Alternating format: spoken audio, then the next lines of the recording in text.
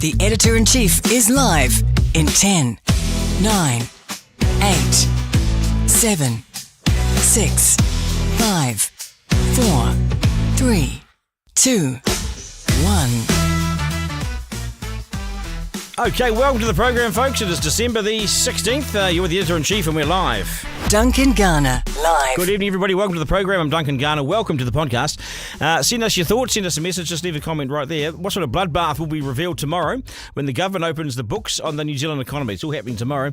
How much more of a hit have we taken since the budget? The much sought-after surplus, that's going to be pushed back, isn't it? What about growth and unemployment numbers? Well, none of this stuff's got better in the last 6 months, has it? There are new ACC levies, the ferry mishandling. It keeps coming. Brad Olsen will walk us through this very, very shortly. But good evening.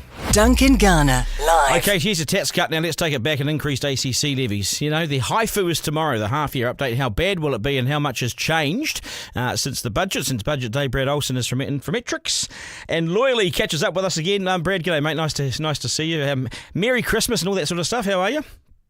Oh, same to you, yes. No, well, I mean, going through to trying to get through to Christmas at this point, like I feel like everyone working at the moment, just counting down the days and the hours and sometimes the seconds. But for economists, of course, we sort of view haifu and budget alongside monetary policy statements as just about as exciting as Christmas Day. So looking forward to tomorrow, yes. Despite the fact, you're right, it's going to be some grim numbers. Yeah, it's an early Christmas, but not an early Christmas present for the government, right? Talk us through it. So what are we looking for? Well, you're right in highlighting that the surplus, the return to surplus, is likely going to be pushed out another year. It could now be 2029 before we see the government books back in surplus. That's a long time from now, you know. Yeah. We're only just heading towards the end of 2024, so 25, 26, 27, 28, 29, you're talking 5 more years. We're back on track. We're back on track. Well, the track is very slow at the moment, if that's true. But part of that is because of economic realities, that the economy isn't doing nearly as well. The finance minister probably keeps getting updates from Treasury saying, look, Minister, there's going to be less revenue coming forward. We're not making quite as much as a country, but at the same time, we're spending equally as much as we thought, if not maybe slightly more. And that has been one of the challenges looking through the Crown accounts, is that, of course, Treasury's already pulled back their expectations for how well the economy was going to go and sort of signalled out the last couple of weeks that the economic fortunes are turning down. But even the accounts up until October showed that the likes of the GST take and similar hasn't been quite that upbeat, hasn't been what they expected, and so therefore the government is continuing to need to borrow more. So we expect more of the same for that to come out tomorrow, and Treasury likely to signal that, again, it's going to continue to get tougher if we can't meet what were sort of pretty meagre levels of productivity growth the next couple of years. Then again, all of this gets a whole lot harder, and that's amongst the government continuing to need to provide a lot of support out to a lot of New Zealanders, and all of that costs. So you've got more people that are costing more, less money coming in the door. That's a very difficult fiscal balancing act for the finance minister. It's the way you put it, and you put it really simply. You know, such a complex problem, but you put it simply, and I thank you for that. But it is grim, isn't it? See, New Zealanders think they're working hard, but productivity is low. Economic growth is going to be sort of bounce along the bottom, so that's not that exciting. That means that means that we're not getting a big tax take for the government, so they'll have to make more cuts. You're starting to see that again, aren't you? I mean, they really have scaled things back, haven't they? If they don't need to spend it, they won't. And that will continue. And I think this is one of the difficulties, is that some people did, I think, hope and expect that the cuts that were made this year to be one and done. You know, we'd get through that. Realistically, we are going to see further reprioritisations and government cuts and similar, probably for the next 5 years, to get us back to that deficit. And I thought it was interesting at the budget this year. The Treasury said in their analysis, look, the government will need $2.5 billion in 2025 just to keep the lights on, just to pay for the cost escalation and the population growth for everything we're doing today. That's no new projects at all. That's no press releases coming out from the government at Budget 25, nothing. And then Treasury went on and said, you need $2.5 billion. The government's given themselves a $2.4 billion operating allowance. So next year, they already had to find $100 million just to keep the lights on. And that means that, again, all of those press releases that government will want to come out with, that has to be funded from somewhere else. For something to come into the budget, something else has got to give and come out. Well, this government's been pretty good at reprioritising, right? They haven't. They're still borrowing as much, if not more, than Labor. They've had to, but the reprioritisation, that's where they've made some gains, right? They've taken $20 billion here and put it over there. So their pet projects, they've got rid of Labor's and put it into their own. That's fair, isn't it? Well, I don't know if it's fair, but it's normal for Yeah. politics that you do the stuff you want to do and you deprioritize some of the other areas. One area that the government will be getting a little bit more wriggle room, and I do want to emphasise the little there, is with interest rates falling, they'll be getting a little bit more relief when it comes to the sort of finance terms they've got to pay. Effectively, the government's mortgage is also going to come down as those interest rates start to pull back. So that will give them a little bit more wriggle room, but really not a huge amount overall. And again, you're right that given you've still got this gap between what the government wants to spend and what it's actually bringing in, it's still got to finance that gap through further borrowing. And so most economists are expecting the government will have to issue a few more bonds over the next couple of years to try and tide us over. And unemployment is still expected to go up further than what it is at the moment. I heard the other day there were 800 applicants for a sort of pretty standard admin type job in Auckland from a recruiter, 800 people. So you see there's a bit more desperate times. Unemployment's going to go up further. Do you think they might rejig that as well? Because I think they're aiming for 5.2, but will it be higher? It will be interesting to see that from a few points of view. One, there's you almost always see the Treasury forecasts that are a little bit behind everyone else's just because they take such a long time to really comprehensively put it together. That's not a criticism; it's just highlighting these sort of timing things there. It was interesting that the Reserve Bank in their latest forecast actually dropped their unemployment rate ever so slightly, the peak of it from I think about 5.4 down to 5.2, and part of that is because the economy is not expected to be able to sort of grow quite as much, but also you're losing talent overseas and similar. And so there's a little bit of, they're not unemployed in New Zealand if they've left for Australia or the UK or similar. So there's a little bit of that. Long story short, I think Treasury will be downgrading more broadly the economic scenarios. They won't be expecting quite as strong economic growth. They won't be expecting quite a strong employment growth, and that's likely to flow through to higher unemployment. What's also interesting, though, is that alongside these updates, we should get a new forecast from Treasury and MSD over the number of job seekers going forward. And we know that the number of job seekers in recent times has been increasing quite a bit above what even Treasury expected back in May. So again, a lot of pressure, a lot of challenges out there for the government. And it is one of those difficult areas. When we got the financial accounts a couple of months ago, it highlighted that, the spending amounts that were going into health and similar continued to increase. We weren't necessarily getting as much that we wanted from them. So we're spending a lot more, getting sort of not as good outcomes. It does highlight that we are in a bit of a conundrum where just throwing more money at the problem might not fix anything. Equally, not throwing enough money at the problem probably doesn't help either. And so finding out where the new normal Goldilocks zone is a very difficult sort of land a jumbo jet on a pin sort of scenario. It wasn't meant to be like this, was it? It was meant to be that 24 was going to be a bit tough initially, but there was going to be some relief at the end, and away we survived to 25. But I don't see that the tax cuts and the interest rate dropping has actually had a huge impact yet. It may well do come March, April next year, hopefully, but I don't see it. Well, I think as well, it's not going to be heroic levels of economic activity that comes out the other end. And you're right, looking at a lot of the indicators, there are still some of those green shoots coming through, but they're not awesome. I mean, you look at, again, the sort of spending activity. There was a new update today from Worldline on the first 2 weeks of December, Christmas spending compared to a year ago. It's up a touch, but it's slowed down already. And so again, there's that sort of feeling that it hasn't moved the dial up massively. And I guess the difference is that next year we're not expecting strong growth. We're just sort of expecting solid. And solid after, high interest rates is still not fantastic. The difficulty for us going forward is that we're still going to be quite nervous as a country, right, over those inflationary pressures and letting everything go. So for the Reserve Bank and for the government, they don't really want to stimulate the economy at the moment, lest they sort of have more inflation that comes through. Instead, they want to take their foot off the brake, but they don't want to move that foot over to the accelerator. They just sort of want to take it off and sort of hold back for a moment. Yeah, I reckon I'm starting to look at the Australian thing differently now. I was part of the whole, it's just a big brain drain, rah, rah. But now I'm looking at it like it's a valve that we're able to turn on. So it's a valve that sees our people go over there and get the job rather than be on the job seeker here. I mean, it's a valve to it's a pathway to employment, isn't it?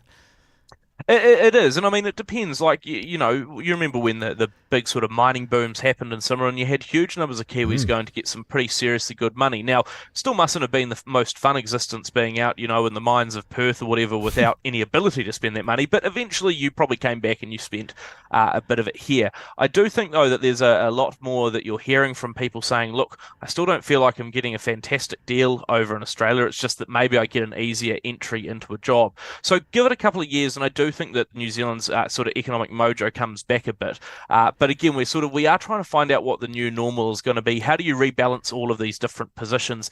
And I think as well, I mean, if you break it down into sort of parts of the economy, our export market is it's solid. You've got some better dairy prices and similar, but who knows what the world's going to bring. So that sort of external global market, we're still feeling a bit iffy about. Government, we've just been talking quite clearly, there's not a lot left in there, so they're not going to perk up the economy. Private business have been wearing some pretty difficult times the last 12 months. They're going to take a bit of time to recoup their losses and, build up some buffers and similar again. So really it's left up to households then to stimulate the economy. And again, everyone's going to be a bit shy when unemployment is a touch higher than anyone would want it to be. There's those job security issues. So I think we've got the settings for better economic times, but don't I think people would be a bit naive to think that better means good economic times. Yeah. It's not great economic times. It's just not nearly as bad as what we've currently Well, look got at what we've seen this year. We weren't expecting, I think there's probably been 3 hits to the economy this year. There was that one earlier on, then the mid-year, and then again. So we've always, and I know this company here has a number of layoffs and that sort of thing a couple of times this year. So they've reset a few times, as businesses have. I wonder, where's the big infrastructure projects? Are we going to see something there? I think we will. The government has got a lot of money that they've allocated for those projects, but sort of as expected, they never get going immediately. Click of the fingers when a new government comes through, because they've still got to design all of that work and buy the property and what have you. But again, there's been more activity, a bit more on that front. I know that for some of I think it's one of the Northern projects, they've started to call for tenders and who wants to do a bit of that contracting work. So it's shifting around a bit. Shane Jones's family. I say that jokingly. I know Shane well, but I do know that a number of projects went gangbusters in the north last time, and they were the first off the first cab off the rank too. So just get on with it. There's not the money that's been put aside this time like last time, right? There's 1.2 billion. That's correct. That's for the regional stuff, but at the same time, you don't have that sort of some of the bigger infrastructure projects will be funded by central government through NZTA and similar. But you're right, the $3 billion regional provincial growth fund that you had last time, it's only 1.2 billion this time. So again, a little bit different, and I think quite differently this time. It's a different focus. It's not so much on individual businesses. It's a little bit more sort of broader scale. It's tough for the government though, isn't it? Here they are after 1 year. They Luxon want to do something. He'd want to put a stamp on something, and they're so limited. Their hands are so tied. It makes Bill English and John Key look masterful with their zero budgets after 2010 during that end of the GFC there. They were astonishing budgets, really, when you look back. But we paid a price later, right? Because it always catches up with you. Oh, you're totally right in terms of it catching up with you. I think also the difference for the likes of Key and English is you didn't quite have the same demographic shifts that we've had more recently, where, the likes of the healthcare budget has expanded so massively to, cope with the likes of an aging population, a much larger population. Population growth back in the sort of key era, or the start of the key era, was pretty negligible. Then it was the latter half that it really got going, and we clearly didn't build enough houses. This time around, we started from just about record population growth when the new government came in, and so there's all of those sort of pressures. And again, you can't put that sort of rabbit back into the hat after that. It always sort of builds up over time. You've got more people, they cost more, everyone expects that same amount of service, and it keeps costing more and more and more. So it is a bit of a spiral game to the top a little bit. Yeah, it is, isn't it? Because I know Treasury has written papers on this before. I think it might have been Michael Riddell, but about the whole argument about immigration. It's great because you bring people into the country and it's activity. But does that mean that all New Zealanders get a better standard of living? It's a really moot point, and it's a good debate, isn't it?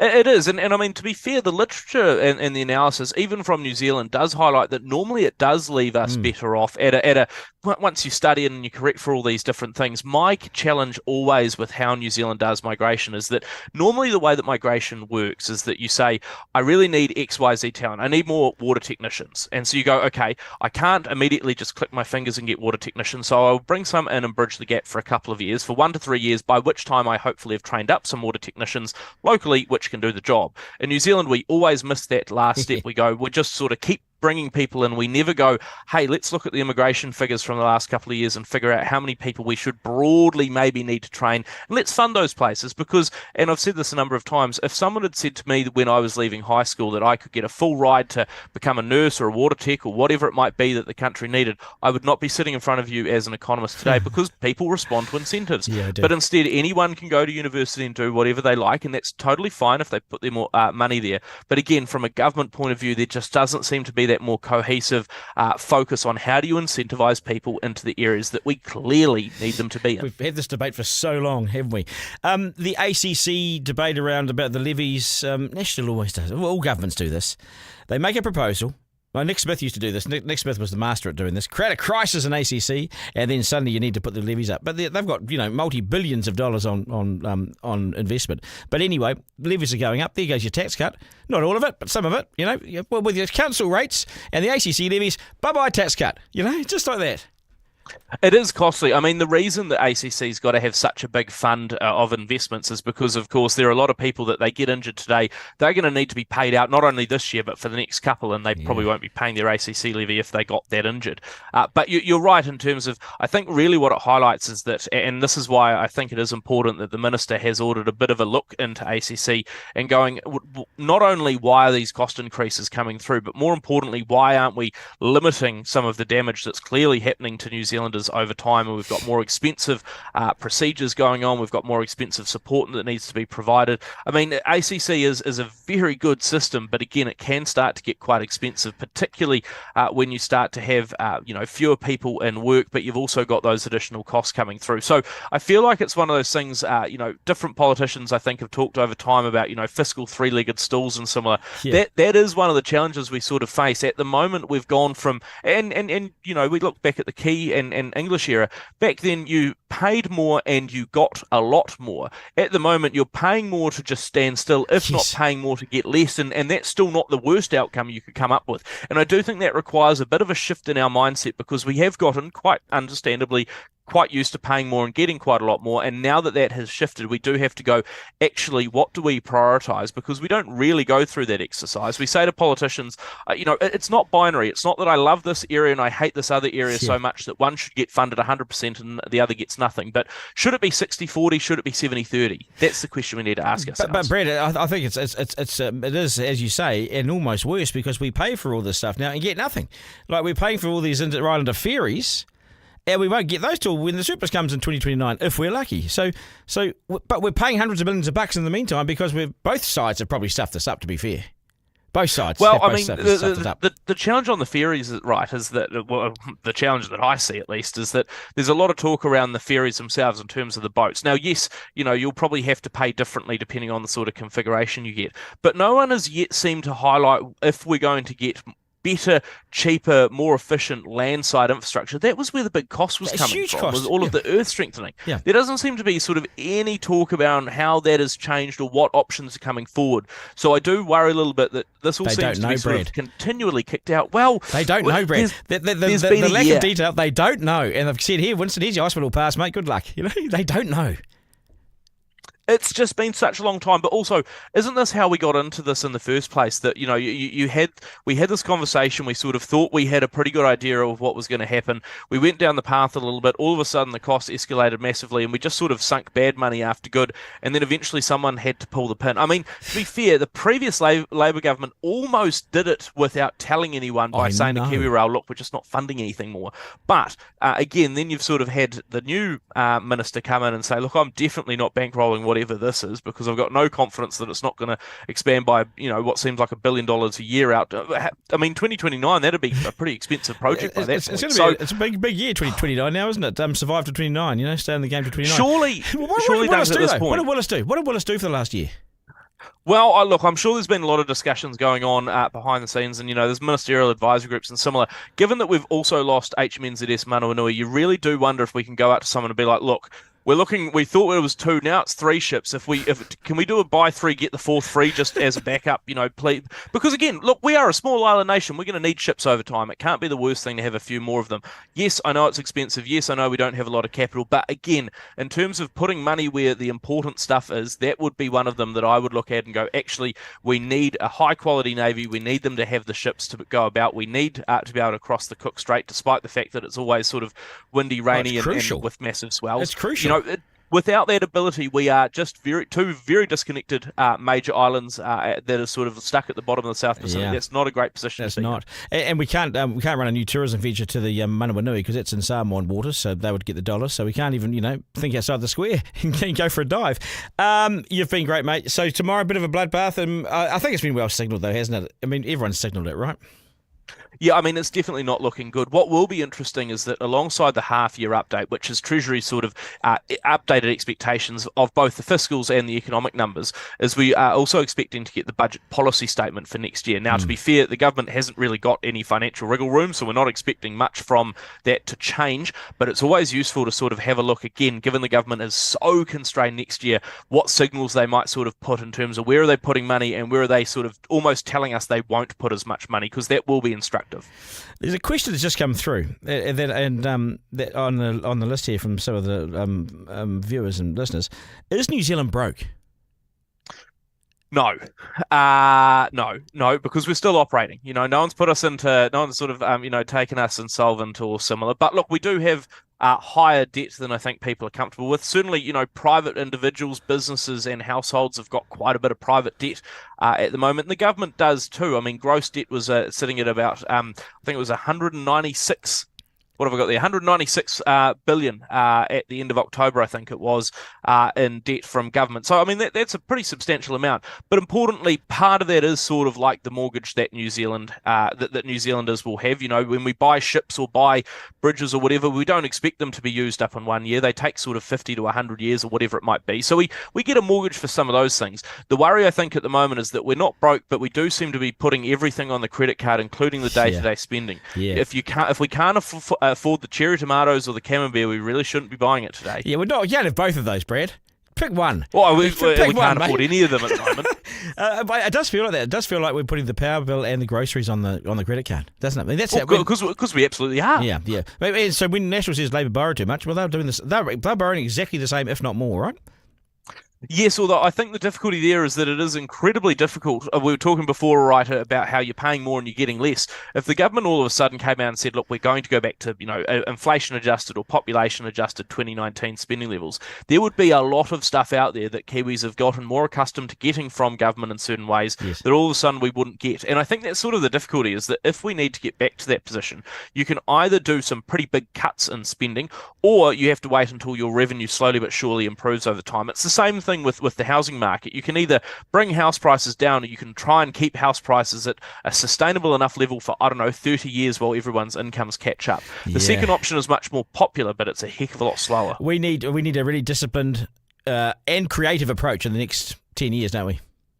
I think we need to make a budget and stick to it. That's what households are having to do at the moment. That's what businesses are having to do at the moment. Yeah. Government does need to do the same thing. And I know that, Bill English and similar have quite rightly said, look, the government is not actually like a business or a household. It is different. And I totally get that. But I think given the amount of stuff that the government spends on, again, we've got to be a little bit more focused on what are the absolute make or break, do or die priorities. Yeah. And the other stuff around it. I'm sorry, if the government comes out and funds another America's Cup, then where are the priorities? It's that sort of stuff that when we're in good economic times, totally go for it. When we're already having to put the electricity and the power and the food and everything else on the credit card, we really can't afford to be going out to the movies all the time. Oh, Grant Dalton doesn't think we can do it, so he'll take it somewhere else anyway. Brad, you're a great man. I appreciate it for putting it in layman's terms and making it really simple. I'll watch out tomorrow as well. Appreciate your time, mate. Thank you so much. Thank you. And Merry Christmas, mate. All the best. Watch those cherry tomatoes. Okay? Watch those cherry tomatoes. They are good, though. Cheers, mate. Duncan Garner, live. Okay, right, you can send us your feedback. Lots of feedback coming in. Duncan, is our property market the anchor that will sink New Zealand? May keep us afloat. Duncan, corruptly National happily gave our landlords $2.9 billion, which would buy a boat. It's obscene. Yeah, the tax cuts haven't worked, have they? If I can bring in Isaac, producer Isaac in here. Hello. Hey, Isaac. How are you, mate? Good, thanks, man. How are He you? puts it really simple. If you don't understand economics, then Brad, isn't he? Not only is he a very smart man that understands the numbers, but he's also a very good speaker, which is very handy. He really is, isn't he? Yeah. I mean, I always feel at the end of it quite enlightened about the economy. It's like I know more. Yeah. Hey, Auckland FC, I know they're your baby. They're still unbeaten because they had a draw, right? They had a draw. Yeah. I didn't actually watch the game this loyal. weekend because I was down in Christchurch. But I did see the highlights, and well, you could consider it a low light. Did you see the own goal for Auckland FC? Ooh, abysmal, shocking, shocking stuff. But they had a draw. They had a draw at least. So they're still unbeaten. They were down, and they got an equaliser in the last couple of minutes, which is good. Yeah. But yeah, that's 2 goals conceded, 2 games in a row. Yeah. But again, this is it's almost getting into kind of the All Blacks in terms of like they've had such a fantastic run. Yeah. They now start playing normally. Yeah. The expectation is just You significantly can't higher. keep that up. Exactly. And so Now, then there's the ethical dilemma. Now, have we told people what's happening with you? No, not on air yet. Are we going to? I mean, if you want to. You're going to Christchurch? Yes. Yeah. Next year. But you'll still be... I'll still be involved your here. producer. I'll still so. be I hope so. doing all the post production stuff, Good. but I won't be here in the studio. Yeah. You won't be here to see me coming at 1 second to 7 o'clock. No, and honestly, I might be thankful about that. So, Hey, I just want to say, I'll say it anyway because we've got a few more to go. But you're a champion, mate. hey, thanks, man. I appreciate You're a that. champion, and I would say anything good for you that needs to be said for future employment, all sorts of things. I You're the man. appreciate that. You're the man. Thank you. Right, let's go slam dunk. It's the Slam Dunk. So as you just heard here, it's a messy end of the year for those in government, and the next 24 hours is going to prove to be the economic wake-up call that's been building all year. Tomorrow, the government opens the books, the 6 months on from the budget, to an entirely different picture, a much weaker economy. So we get to look at what they call the HIFU, or the HIFU, the half-year update. And as you've heard on the podcast just now, it's not going to be pretty. The economy has been hit much harder than what was predicted by Treasury just 6 months ago. And we've seen it with companies closing all over the country, unemployment going significantly higher, growth down, debt up, and there were reports last week of 800 applicants going for just one job, and this admin support job in Auckland. The tax cuts and the interest rate drop appears to have made little difference as yet, and when you add in the general sort of malaise and the lack of business confidence and the struggle to get your hands on capital and the digital disruption that's having a huge impact on all sorts of industries, then tomorrow's event will paint an entirely different picture to the one being painted on social media by the Prime Minister himself. He's come across as the country's saviour. I mean, the truth is, what we're going to get tomorrow is the exact opposite of what Luxon keeps telling us on his social media. Coming across as the country's saviour, and it's only a matter of time before we strike nirvana, is pretty much what he's saying. I mean, I've referred to Luxon's 1 year anniversary video a few times before, and you can check out my other slam dunks for a deep dive on that. But golly gosh, it shows such a lack of awareness. It's just so far from reality. But he keeps pumping it out that National has this economy back on track and we're in really safe and good hands. Have a listen. Violent crime has skyrocketed. The cost of feeding the family has risen further. It's true that New Zealanders have experienced more crime. Fewer than 1 in 10 achieve NCEA level 2. Businesses struggle with inflation high, resulting in a deeper recession. National will be in a position to lead the next government. Time to get our country. We can keep talking about things in this country, or we start doing things. Christopher Luxon will officially become Prime Minister. We made very clear what we were going to do, and we're going to do it. And my pledge to you is that our government will deliver for every New Zealander. We will rebuild the economy and deliver tax relief. Today is the day tax relief kicks in for hardworking Kiwis. We will bring down the cost of living. Inflation has dropped to its lowest level in 3.5 years, 2.2%. We will restore law and order. Tough laws to ban gang patches in New Zealand have just passed. We will deliver better health care. Up to 26 more cancer treatments. And we will educate our children so that they can grow up to live the lives that they dream of. Ban cell phones in classes. An hour of maths, an hour of reading, an hour of writing. Just demonstrates what's possible. And that's what you voted for, and that's what we will deliver. Well, I know it's a really tough time for people out there. Our plan is working to get New Zealand back on track. Yeah, are we back on track? I mean, I saw Duncan took his phone into the classroom. It was a bit naughty of him. Are we back on track? I mean, let's drop a bit of a reality check here, you know. Critical programs supporting at-risk kids like Stantu Maya have had their funding suddenly stopped after 25 years. No explanations, 25 years. This program deals with at-risk kids. 25 years of results. Now the government's been taken to court and challenged over this. What about outcomes? If there's outcomes there, keep the funding, right? Then there's the utter debacle of the ferry shambles and hundreds of millions of dollars of extra costs that makes Luxon and Nicola Willis look like directionless kits. A year in the making, and they have nothing to tell us. No new ferries, just the old ones patched up till 2029. And by then it's someone else's problem, right?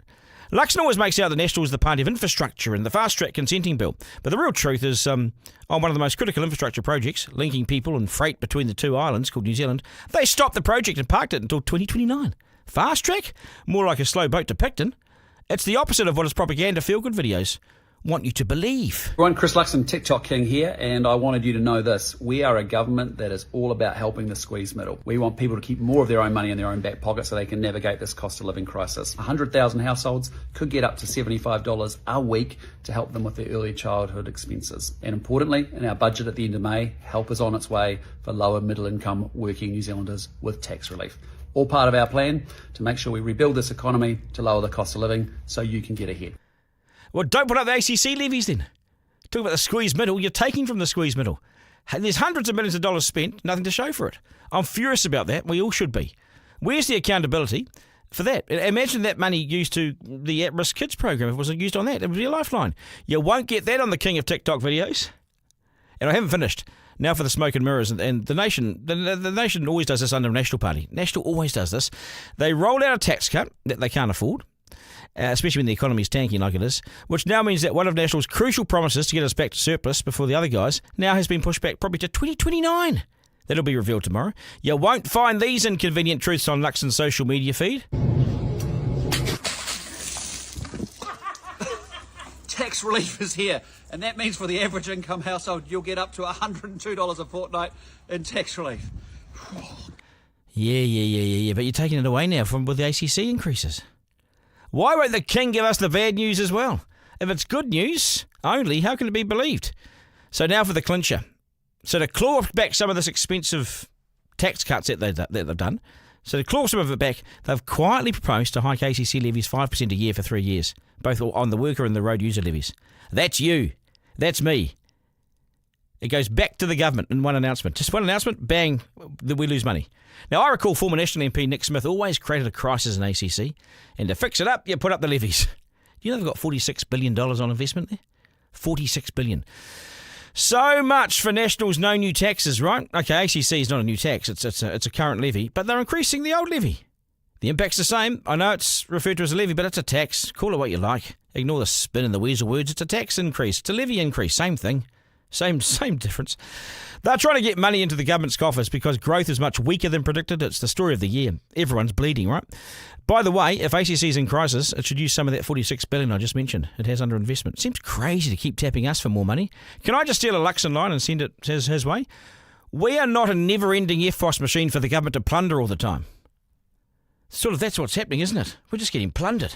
Duncan Garner, live. That's what it feels like to me anyway. Right, that is us. Right, that is us. Thank you for coming on this evening. This will be available as a podcast on Rover shortly. And wherever you get your podcast, thanks for your feedback and support. I'm Duncan at rover.nz to my team. My massive team of resources. Thank you, Isaac. You're the man, bro. We'll do this again tomorrow. And remember, life is no just rehearsal. There is no curtain raiser. This is it. We live in one of the best countries and places on earth, so get out and enjoy it. Have a great evening and have a great day tomorrow. Take care, New Zealand. Ta-da. That was Duncan Garner, Editor-in-Chief Live. Missed something on the live stream? Text Duncan to 3598 to listen back on the podcast. Want to get in touch? Got something to say? Email Duncan at rover.nz. Call 0800 863 293.